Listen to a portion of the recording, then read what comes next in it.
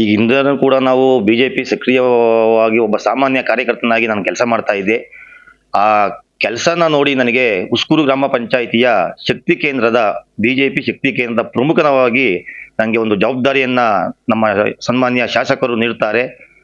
ಅವರು ಕೊಟ್ಟಂತ ಜವಾಬ್ದಾರಿಯನ್ನು ಅಚ್ಚುಕಟ್ಟಾಗಿ ನಿಭಾಯಿಸಿ ಸಂಘಟನೆ ಮಾಡಿ ಬಿಜೆಪಿ ಪಕ್ಷದ ಪರವಾಗಿ ಏನೇನು ಕೆಲಸ ಮಾಡಬೇಕೋ ಎಲ್ಲನೂ ಸಹ ಅಚ್ಚುಕಟ್ಟಾಗಿ ಮಾಡಿದ್ದೀನಿ.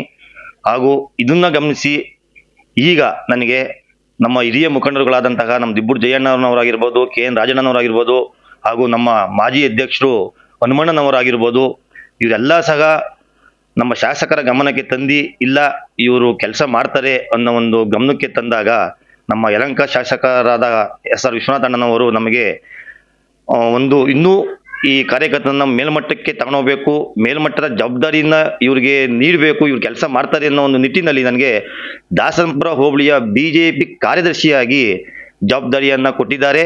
ಅವರು ಕೊಟ್ಟಂತಹ ಜವಾಬ್ದಾರಿಯನ್ನ ನಾನು ಅಚ್ಚುಕಟ್ಟಾಗಿ ನಿಭಾಯಿಸ್ತೀನಿ. ಹಾಗೂ ದಾಸನಪುರ ಹೋಬಳಿಯಲ್ಲಿ ಇನ್ನೂ ಒಂದು ದೊಡ್ಡ ಮಟ್ಟದ ಬಿಜೆಪಿಯ ಸಂಘಟನೆಯನ್ನ ಮಾಡಿ ಏನಿದೆ ನಮ್ಮ ಯಲಹಂಕ ಕ್ಷೇತ್ರಕ್ಕೇನೆ ದಾಸನಪುರ ಹೋಬಳಿ ಮೊದಲನೇ ಸ್ಥಾನದಲ್ಲಿ ಬರಬೇಕು ಅನ್ನೋ ಒಂದು ನಿಟ್ಟಿನಲ್ಲಿ ನಾವು ಕೆಲಸ ಮಾಡ್ತೀವಿ. ಹಾಗೂ ಈಗ ನಮ್ಮ ಅಧ್ಯಕ್ಷರಾಗಿ ಕಿತ್ನಳ್ಳಿ ನರಸೇಗೌಡರಿಗೆ ಜವಾಬ್ದಾರಿಯನ್ನ ನೀಡಿರುತ್ತಾರೆ.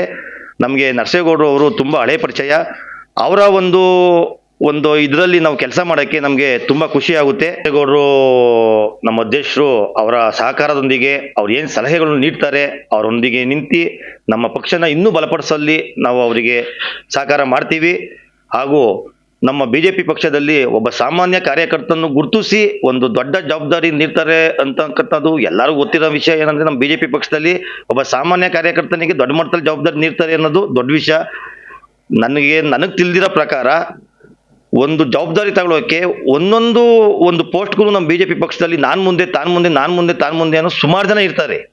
ಅದು ಬೇರೆ ಪಕ್ಷದಲ್ಲಿ ಇದ್ದಾರೋ ಹೆಂಗೋ ಗೊತ್ತಿಲ್ಲ ನನಗದು. ಬಟ್ ನಮ್ಮ ಪಕ್ಷದಲ್ಲಿ ಒಬ್ರು ಒಂದು ಜವಾಬ್ದಾರಿ ಕೊಡ್ತಾರೆ ಅಂದ್ರೆ ನೀವು ಒಂದೊಂದು ಜವಾಬ್ದಾರಿ ನಿಭಾಯಿಸೋಕ್ಕೂ ಸುಮಾರು ಜನ ಇರ್ತಾರೆ. ಅದರಲ್ಲೂ ಆ ನಿಟ್ಟಿನಲ್ಲೂ ಅದು ನಮಗೆ ಆ ಜವಾಬ್ದಾರಿ ಕೊಟ್ಟಂತಹ ನಮ್ಮ ಎಲ್ಲ ಪ್ರಮುಖ ಮುಖಂಡರುಗಳಿಗೆ ಹಾಗೂ ಮುಖ್ಯವಾಗಿ ನಮ್ಮ ಹೆಮ್ಮೆಯ ಶಾಸಕರಾದಂತಹ SR ವಿಶ್ವನಾಥಣ್ಣವರಿಗೆ ತುಂಬ ಹೃದಯದ ಧನ್ಯವಾದಗಳನ್ನ ಹೇಳಕ್ಕೆ ಇಷ್ಟಪಡ್ತೀನಿ.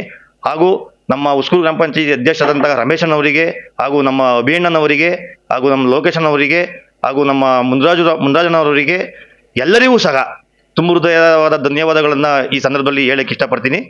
Thank you.